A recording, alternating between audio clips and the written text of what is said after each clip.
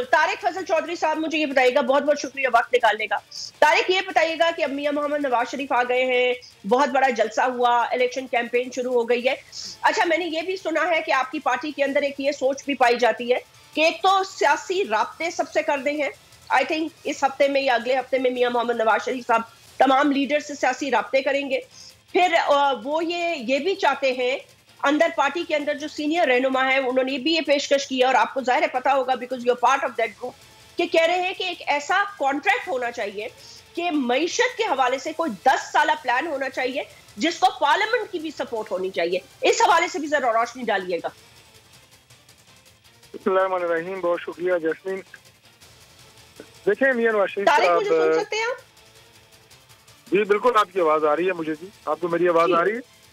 जी अब आ रही है तारिक, अब आ रही है। जी मैं अर्ज कर रहा था कि मियां नवाज शरीफ साहब जो हैं वो 3 दफा मुल्क के प्राइम मिनिस्टर रहे हैं। वो एक पाकिस्तान में ज्यादा मैं समझता हूँ कि मंजे हुए सियासतदान हैं। और इससे पहले उनके अगर आप सबका 3 अदवार देखेंगे तो वो भी आपको तमाम सियासी जमातों के साथ एक यानी अच्छे रवैये के साथ और सबको साथ लेके चलने वाला अंदाज आपको मिलेगा।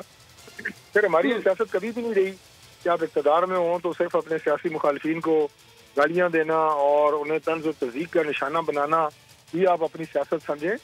बल्कि इस वक्त जो मुल्क के हालात हैं वो तो मुतहम्मिल ही नहीं हो सकते इस चीज़ के कि आपस में जो है वो सियासी पार्टियाँ पंजा आजमाई करें और एक दूसरे को नीचे दिखाने की कोशिश करें। इस वक्त जो पाकिस्तान मुस्लिम लीग नून की जो सोच है वो यही है कि तमाम जो सियासी क़यादत है और ख़ासतौर पर हमारे वो लोग जो पीडीएम में भी हमारे साथ रहे और जो हमारी 16 गवर्नमेंट की 16 महीने की इत्तेहादी हुकूमत थी उसमें भी साथ रहे, उन सब से मुशावरत की जाए, सबको साथ लेके चला जाए। और यकीनन हमने जो इलेक्शन लड़ने हैं वो अपने अपने इंतखाबी निशान पे और अपने अपने मंशूर पे लड़ने हैं।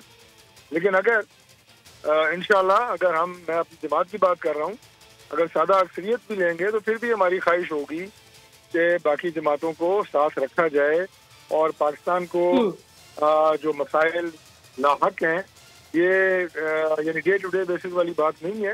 अब हमें को लॉन्ग टर्म पॉलिसी बनानी पड़ेगी और उसमें तमाम जमातों की न सिर्फ इनपुट होगी बल्कि एक तरह का जो कॉन्ट्रैक्ट की आपने बात की है सबकी सपोर्ट होगी। सबको पता होगा कि हम क्या कर रहे हैं, मुल्क किधर जा रहा है। और उससे फिर जो एक आप ये कहें कि आती है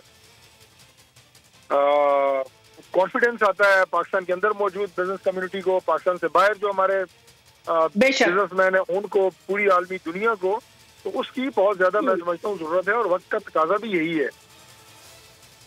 बेशक, ये आप बिल्कुल ठीक कह रहे हैं। सब्सक्राइब करें और बेल दबाएं ताकि कोई खबर रह न जाए।